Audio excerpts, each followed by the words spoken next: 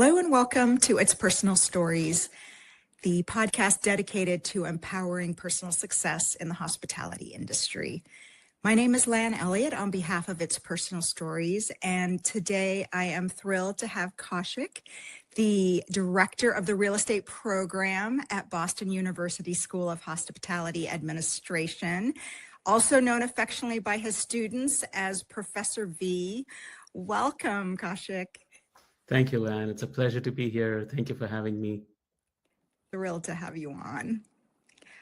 Kaushik, I wanted to start with the journey to leadership because you didn't start out as a professor. That wasn't what you originally planned to do. I'd love to understand some of the inflection points in your career. And if you think there was a characteristic or a skill that made you successful in your career. Oh boy. Okay, so we will time travel back to college. I went to hotel school in India, came to the US in 1998 to go to Johnson & Wales as a senior. I transferred in. I had never been on a plane before in my life. So that was my first time, didn't know anybody in the country, had never used a computer other than to go to a cyber cafe to apply to go to school. So I show up here as a senior, and my first class is a class on finance and financial modeling. And so that's how it started. I had never used Microsoft Windows. I had no idea what Excel was. And I was suddenly a senior in this financial modeling course. Somehow managed to get through it, and I'll talk about some of the people that impacted my life. Completed at Johnson & Wales, went to work for Steve Rushmore at HVS in New York. Spent 8 years in New York, moved to India to run the South Asia offices and for HVS Consulting. Was part of the team that went and opened the office in Moscow, ran Asia Pac after that for a couple of years, and then went into Hilton, and I was their head of development for India based out of Delhi. So I did all of that before I showed up at BU. Inflection points were a combination of opportunities that came up and mentors that stepped up to help. The very first mentor who changed my life in many ways was my first professor at Johnson & Wales, John O'Neill, who today teaches at Penn State. And I took his first finance class. He spent an hour with me every day teaching me how to use Excel. I then became his TA, worked with him on his research, helped him with his research. And then I asked him, what is the next course you're teaching? What other courses do you teach? And he said, I'm teaching a real estate course next semester. And I said, I have no idea what that means, but if you're teaching it, then I'm taking it. And I took my first real estate course, and the only real estate course of my life, and changed my life. And he introduced me to Steve Rushmore. That was one big inflection point. Joining HBS was incredible. I've always enjoyed numbers. I was really strong on the mathematics side of things when I was in school, and I've always enjoyed being creative. So going into consulting and being on the real estate side of things was great because it's a combination of being able to run numbers and then being able to think creatively on the development side of things. HBS was great. I think the key inflection points after that were really every time a new opportunity came up and I said yes. There was an opportunity to move back. I had the whole American dream, the house, the white picket fence. We had a baby. We had a 10-month-old boy at that point of time, and suddenly I had this opportunity to move back to India and lead the consulting team there. And I just turned 31 at that point of time, and I said, okay, let's do this. And then the next opportunity was to go to Moscow and then work on this Sochi Winter Olympics development for the Russian government at that time. And then the opportunity to move to Singapore to oversee Asia Pac. So every time a new opportunity came up, that was a huge inflection point because it was an opportunity to go to a new part of the world, learn something new. So I think it was really a combination of learning new things, meeting new people, or just finding great mentors who believed in me. And then when the opportunity came up, saying. Those are two really great themes that you mentioned. First of all, having the mentors and following the mentors. It's something I've tried to do, is to find leaders that I admire and try to learn directly from them. And so that's something that you've done very beautifully. And also, I love the idea of saying yes to opportunities, because there's always a reason not to move overseas. There's always a reason to not do something. And people get really comfortable. But I think saying yes and that willingness to learn new things, the curiosity that you have, is really a great skill in advancing. I'm curious, though, about your continuous growth. And if there was ever a skill that you wish you had learned earlier, and if so, how did you develop it? So, there are so many skills that I still don't have.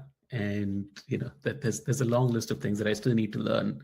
And that's what keeps life exciting and interesting. But when I look back, I think every time, I've always believed, and life has taught me that if you wait till you have all the qualities and all the skills and all the knowledge that you need to accomplish to move to the next step, then you're just going to be waiting.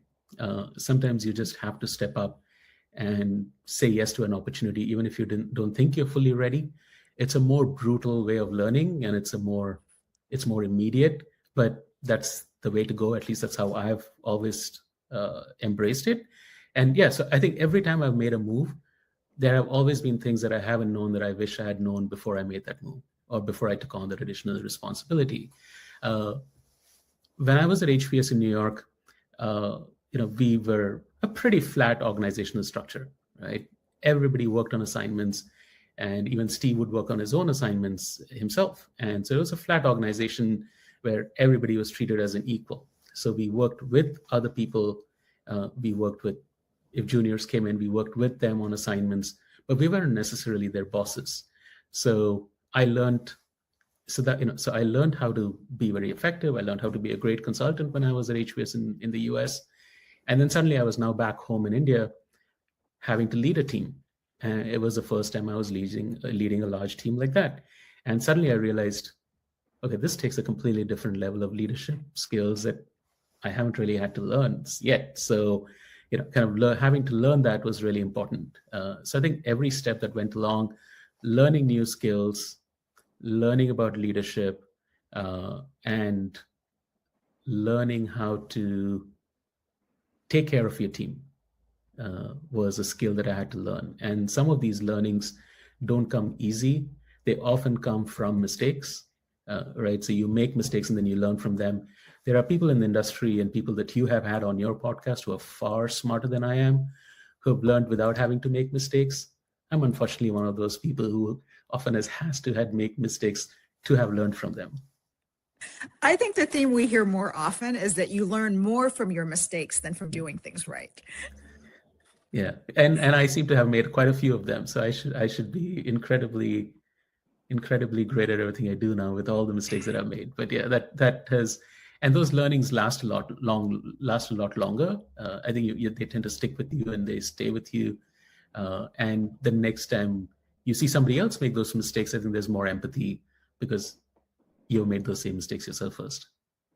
Yeah, I love the idea of learning from mistakes, and also that point of moving from an individual contributor or working on a team to actually being the leader and having to lead a team. I think it was Jack Welch who said that was one of the biggest inflection points, that not everybody can make that jump from individual contributor to being a leader. So thank you for sharing that.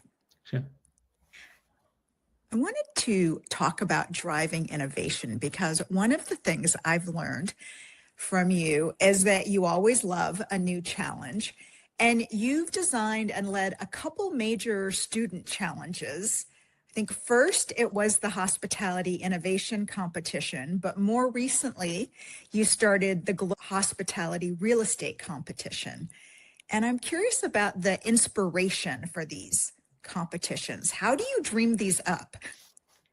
So, well, it's a combination of a few different things, right? Again, anything we do, it's not just one person, right? It takes a team. And when I was looking at moving into academia, I met with Dean Arun Upneja, who's the dean of our school. And one of the things that I truly enjoyed from our conversation was he was so ready to go out there and make changes and break things and create new things and move fast. And that's something that I've always enjoyed. The perception of academia from the outside looking in is that academia is generally slow in reacting to what's happening in the real world, quote unquote.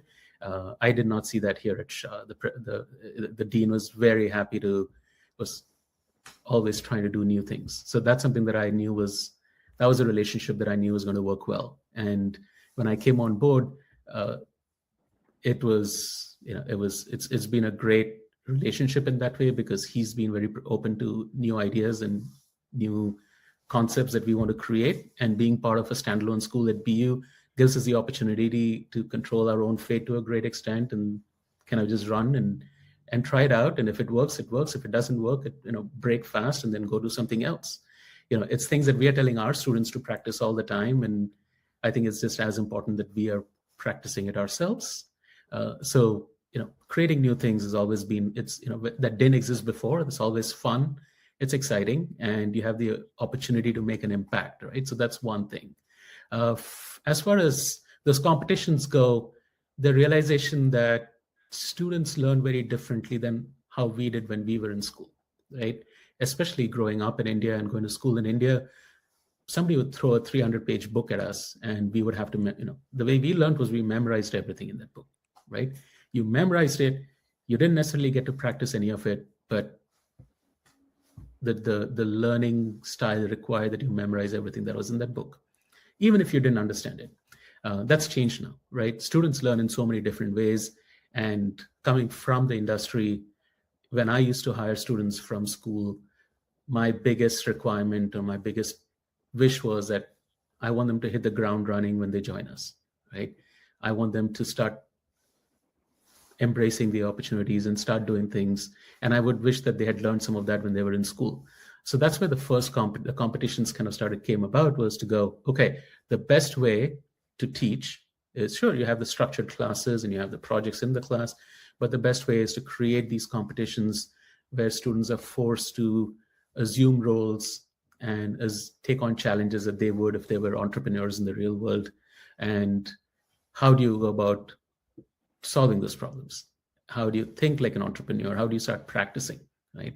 One of the books I read about the Navy SEALs had a line in there that really kind of resonated. It says, the more, quote, I'm paraphrasing here, but it said, the more you sweat in peace, the less you bleed in war.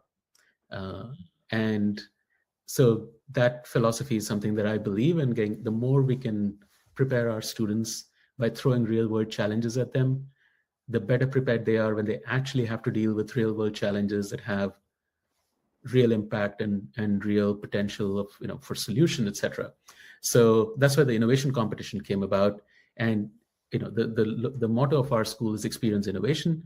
We've always believed in the importance of it, and creating this competition and making students think out of the box, backed up with great prizes, $50,000 in capital, just for coming up with a great idea, has really been very helpful in getting students to think about not just problems. Don't just go out there and look for problems, or complain about them, but actually try and come up with solutions for them. Because the people who are successful are the ones who identify the problems, but then they are trying to find solutions to them. So the innovation competition was an output of kind of that goal. The real estate competition came about from a similar goal when I was looking out there trying to find great hospitality real estate competitions that our students could be part of. And I didn't see too many of them. So I said, well, then let's create our own. And so we went about doing that. Last year, we opened it up to hospitality and real estate programs in the US. And this year it's global. We have 32 teams from 9 countries, 4 continents that are part of it right now. And again, it's been great learning. We've had the opportunity to work with Connor White at White Lodging. And that's been a great match, because he is somebody in the industry who's very passionate about education. And we are an education institution who's very passionate about preparing students for the real world. So I think it's worked out well.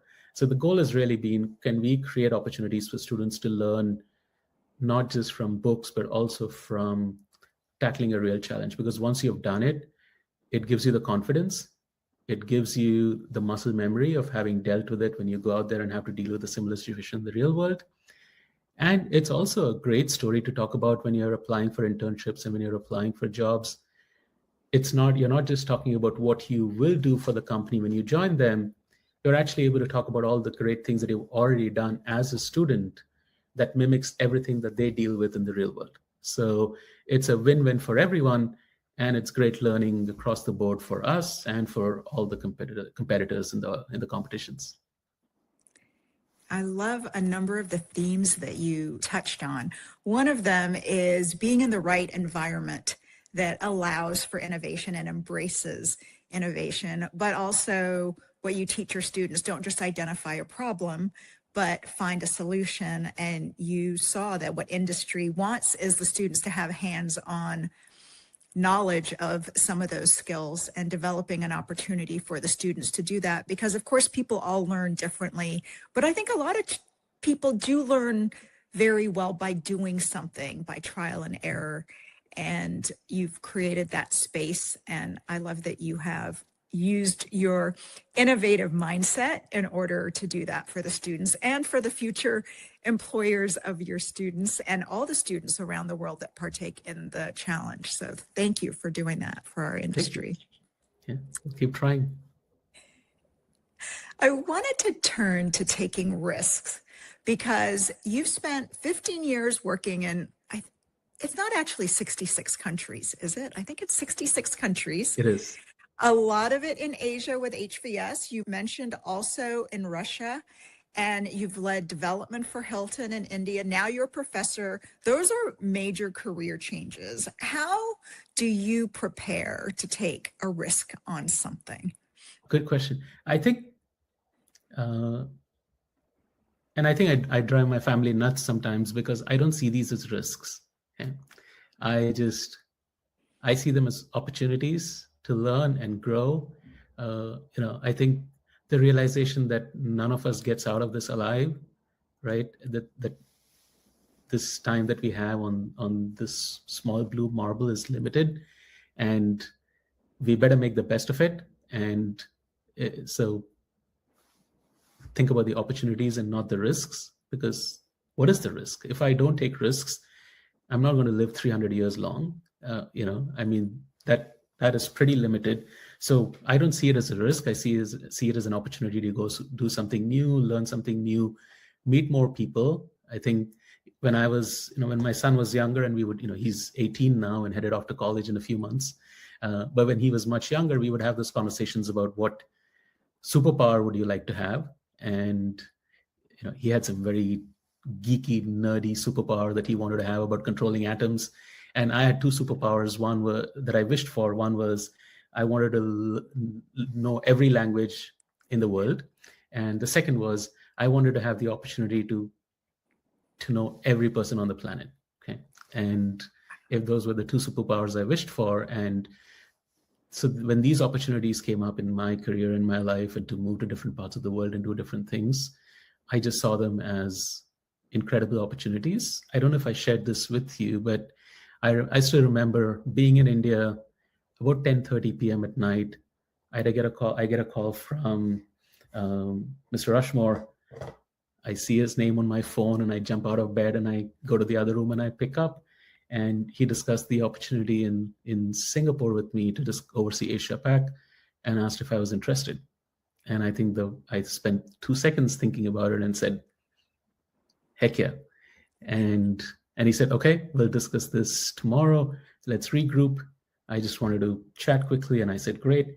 And while I was walking back to my bedroom, I realized I had just agreed to move us to Singapore without having spoken to my wife. So that was an interesting conversation I had afterwards. That's taking a different kind of risk. Gosh. That was the risk in it all.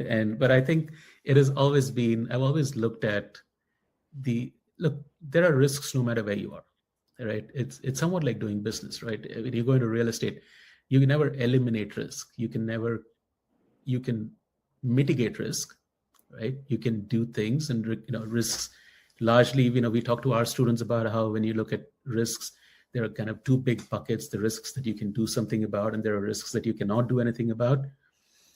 And If there are risks that you can't do really anything about them, then don't waste time stressing about them too much, right? It's just focus on what you can do to mitigate risks, but then really kind of have the opportunities, and the opportunities not just financially, but opportunities to learn, to grow, to see new parts of the world, and to be a better person. If those opportunities far outweigh the risks, then go for it. And so that's kind of always the approach that I've taken.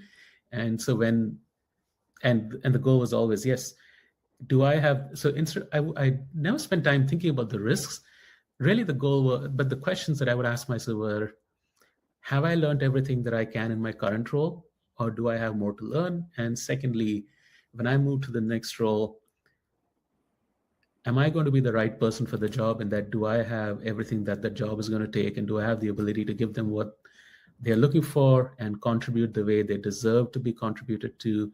Like, I don't want to take on a role just because I get to go to a new role. Am I the right person, and am I the best person for that role?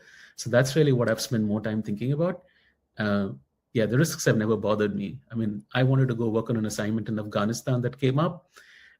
Unfortunately, it got canceled and I couldn't go. But yeah, the risks don't bother me. I think you were the only one that volunteered for that job in Afghanistan, if I remember the story. Yeah. I want to talk about overcoming self-doubt, because going into new things, always seeking out new challenges, one of the things that can happen is the noise in your head saying, is this for me? Am I the right person? And I think overcoming self-doubt, dealing with your inner critic, is something you actually help your students with. What are some strategies you use to stay positive, to overcome that internal narrative? Yeah, and that internal narrative, unfortunately, can be quite powerful, right? I think we say things to ourselves that we would never, ever, ever say to anybody else outside, right? I mean, we are tougher and harsher on ourselves than we are with anybody else. And I think and I don't think I still haven't reached the level of enlightenment where that has gone away, right? I think that's still there. I think the way I address that is to say, we hold on to the things that we do well. We hold on to the things that we are good at. And we also develop a clear understanding of things that we do not know well, right? Because I do see there is the inner voice, but then there is me. And one of us is going to be doing the talking. So it can be the inner voice, which comes up with this long list of things that I'm bad at. Or I could actually list down, these are the things that I don't know. And when I talk to students and they tell me they don't know something, we have got into a practice of saying, we add to the end of that sentence, I make them add right now. Okay. So say, I don't know this right now, because what you don't know is temporary. It can change. It could be something else. I mean, students don't believe me. They just roll their eyes when I tell them financial modeling is easy, right? You'd give me a week and I will teach you how to do financial modeling. Like, it's this big thing that looms over everything that they're worried about. And I tell them it takes a week. Give me a week. So just when you start, I want you to tell me, I don't know financial modeling right now. So we just write down, what are the things that we are not really strong at right now? What are the things that role requires? What of those things am I great at? Which is why they're talking to me, and which is where I think I can create value. And what are the areas that I need to get better at because I'm not great at them right now? Then I have an action plan, and then I can start working on it, right? So I think it's either that inner voice coming up with this endless list with no solutions, and it's a long list of things that I'm not great at, or I can sit down and create a list myself and say, okay, these are the things that I need to be successful in that role, and realizing that I'm never going to be perfect. And every day is an opportunity to learn. And my goal now is to learn from anybody and everybody. It can be the junior most analyst on the team. It can be every student who's in my class, because they all have different perspectives. They all have different experiences and backgrounds that they come from, and I can learn from them. So as long as I'm learning, I can keep checking things off that box. So I think that really helps. If you have a framework for it, I think it really helps kind of overcoming the self-doubt and Steve Rushmore told me once, my first NYU investment conference that I was allowed to go to, I was petrified because I was in this room with thousands of people and I didn't know anyone. And I saw Steve Rushmore. He came over and he told me, and he said, "What happened?" I just told him that I was nervous about this. And I remember him telling me, "Don't worry about them, right? They all started out the way you were, and they all walked into this room once where they didn't know anybody. So go out there and do your thing." So I think as long as you know you're starting, you'll get better every day. That is a really great lesson, to not worry about what you don't know yet. Yeah. What you don't know today. There's always time to get Yeah, better don't and worry. practice. Yeah, Practice. plan for Yeah, what you helps. don't know. Don't worry about it, because worry is wasted. If we have a plan, the moment we have a plan for what we don't know, then I think a lot of the worrying goes away, because our brains are constantly on fight or flight mode. And I think once you know this is what I need to do, our brains can switch focus and say, okay, now I know what I have to do. I can go, actually, I have some control over it. Instead of just that voice inside my head that keeps going on at 3 a.m, that doesn't help. That's great. I love a plan. So make a plan of how you're going to overcome it. I wanted to touch on utilizing humor because I understand your students get to enjoy many dad jokes in class, but I think you also use humor to diffuse maybe anxiety in your students, or when something seems difficult. It can be a great tool. Could you talk a bit about how you bring humor into conversations to help you? I think claiming that my students enjoy my dad jokes is a stretch. I don't think I've reached that stage yet, but I do, at the risk of exposing it, I do put a line into my syllabi somewhere in the middle of nowhere saying, if you see this, email me a dad joke for extra credit. And that's a way to see if they actually read the syllabus. And secondly, it adds to my repertoire of dad jokes, which I can then use. Right? And I can tell you, nothing is as bad for your ego as a dad than an 18-year-old at home who keeps rolling his eyes every time you try to be funny. Okay, so I don't get to try them at home. I get to try them at school. And I think it was a while ago. I looked at life and I said, well, if you want to be successful in life, at that time, my perception was you need to be incredibly good looking, or you need to be incredibly rich. I kind of lucked out, didn't really have any luck with both of them. And I said, okay, then I better develop a sense of humor and a personality if I want to kind of get through life. So that's when I think it started. But yeah, like I said earlier, right? The realization that none of us gets through this alive. And while you're here on this journey, you might as well have fun going through it. And so the sense of humor initially started as, it's as a defense mechanism in some cases, but then it really kind of became a way to connect with people, right? Because we all crave connections. We want to it's not just titles doing businesses with titles. It's people doing business with people and kind of getting to know people and connecting with them. And laughter is kind of the common language in all of the countries that I've been to. A smile is the best passport you can have and the best visa you need to kind of just get anywhere in the world. So it helps. And yeah, with students, I enjoy it. I couldn't fake it. I truly enjoy it. 2 years ago, all of us at the school, we went to an improv club, and as a group activity, and we learned how to do improv, and I've been doing stand-up for a while since when I lived in New York. So it's fun. I think that's always been exciting and fun and interesting. And then being in the classroom is like a performance. And again, kind of getting students to stay engaged and helping them also realize that don't take yourself too seriously, right? This is not a sprint. Life is not a zero-sum game. It is not meant to be an intense series of conflicts and fights and struggles to see who gets ahead. It is it's an experience.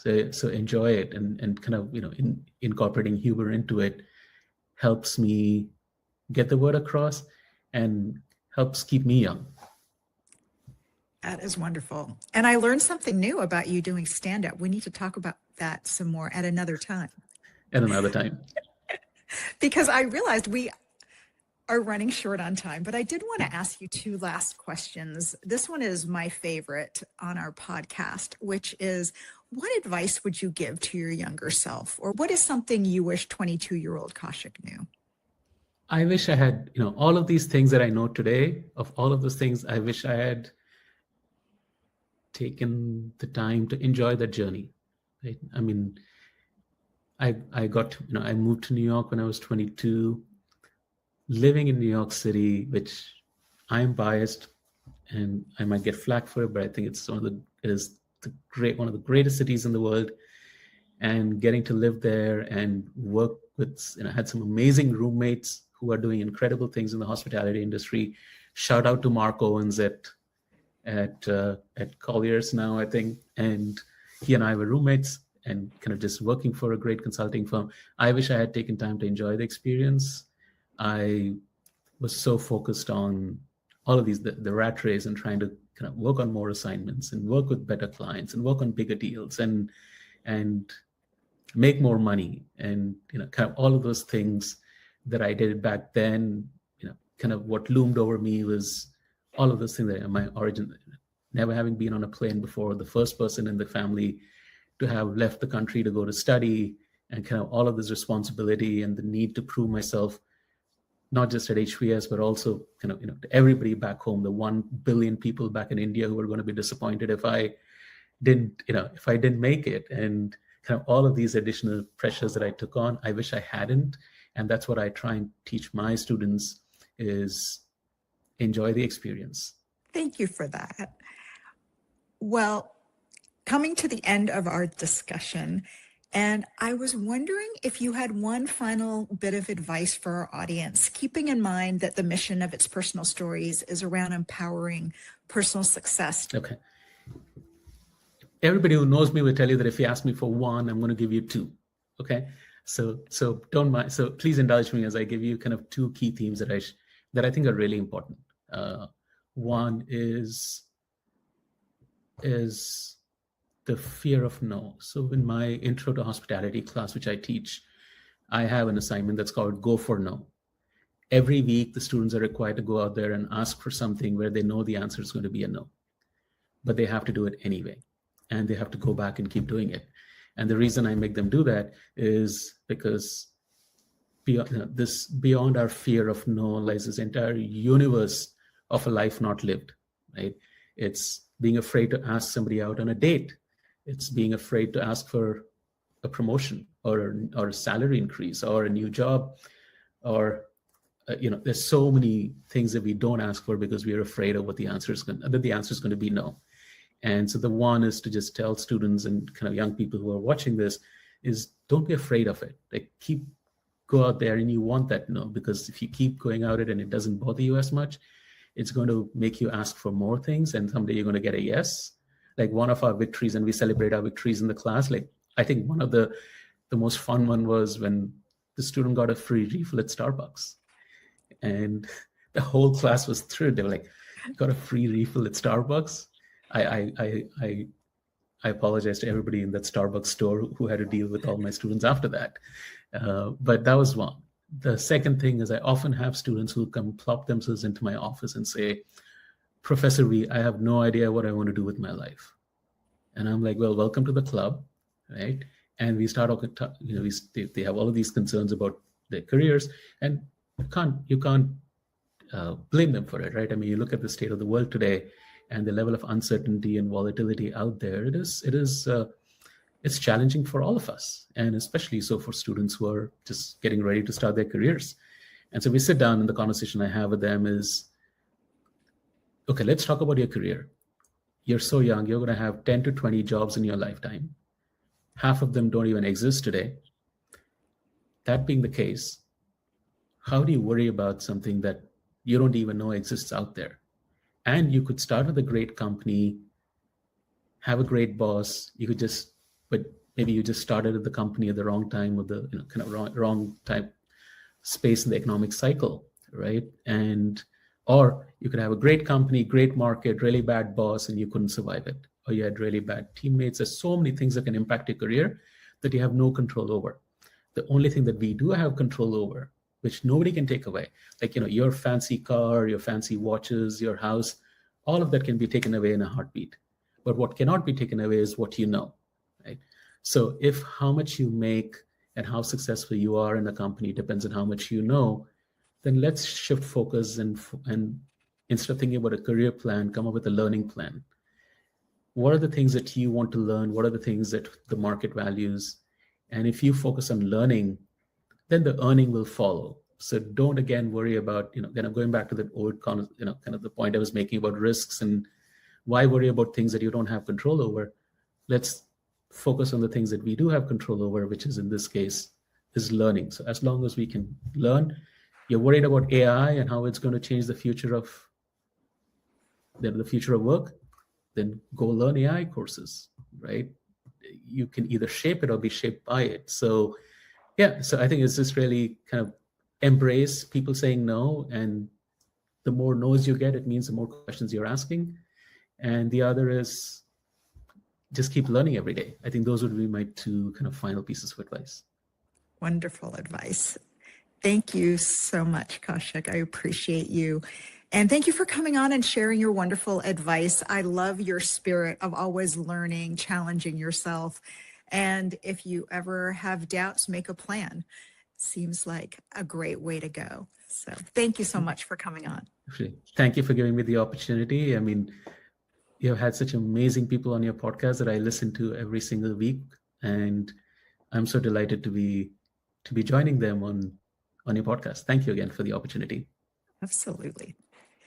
And for our audience, if you would like to see more wonderful interviews like Kaushik's, I hope you'll join us on our website. It's personal story.